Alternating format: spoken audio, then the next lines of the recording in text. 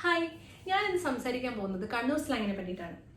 ഞാൻ ജനിച്ചതും വളർന്നതും കണ്ണൂരാണ്. അത് കഴിഞ്ഞ് ഞാൻ എൻ്റെ ബാച്ചിലേഴ്സ് പഠിച്ചത് കാസർഗോഡാണ്. അപ്പോൾ നിങ്ങൾക്കറിയാലോ, കണ്ണൂർ കാസർഗോഡ് സ്ലാങ് തമ്മിൽ വലിയ വ്യത്യാസമൊന്നുമില്ല. അത് കഴിഞ്ഞ് ഞാൻ പിന്നെ പോയത് ഇടുക്കിയിലേക്കാണ്. GC ഇടുക്കിയിലാണ് ഞാൻ എൻ്റെ മാസ്റ്റേഴ്സ് ചെയ്തത്. അപ്പോൾ അവിടെ ഉണ്ടായിരുന്ന കൂടുതൽ കുട്ടികളും കേരളത്തിലെ സൗത്ത് സൈഡിൽ നിന്നായിരുന്നു. അപ്പോൾ നമുക്ക് അപ്പോൾ തന്നെ ഊഹിക്കാം ആ ലാംഗ്വേജ് സ്ലാങ് ഡിഫറൻസ് എത്രമാത്രം ഉണ്ടാവുമെന്ന്.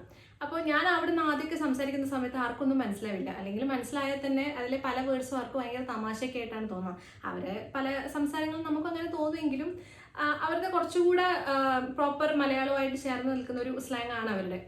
അപ്പോൾ ഈ ഒരു പ്രശ്നം കാരണം ആദ്യമൊക്കെ ഞാൻ റിപ്പീറ്റഡ്ലി പലതവണ അവർക്ക് പറഞ്ഞു കൊടുക്കേണ്ടി വന്നിട്ടുണ്ടായിരുന്നു. അതിനുശേഷം പിന്നെ ഓക്കെ, പലതവണ ഇങ്ങനെ പറയണ്ടല്ലോ, ഒരു അത്യാവശ്യം നല്ല മലയാളത്തിൽ സംസാരിക്കാൻ ഞാൻ തുടങ്ങി.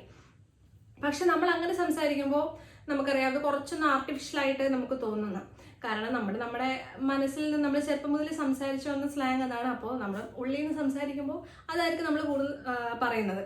അപ്പോൾ എനിക്ക് നിങ്ങളോട് ഇത് മാത്രമേ പറയാനുള്ളൂ, നമ്മൾ ഏത് സ്ലാങ്ങിൽ സംസാരിക്കുന്നതായാലും ഏത് സ്ഥലത്തു നിന്നായാലും നമ്മൾ നമ്മുടെ ഉള്ളിൽ നിന്ന് സംസാരിക്കുക.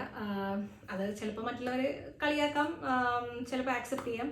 എന്ത് തന്നെയായാലും നിങ്ങൾ അതിലൊരിക്കലും നാണം കിടേണ്ട ഒരു ആവശ്യമില്ല.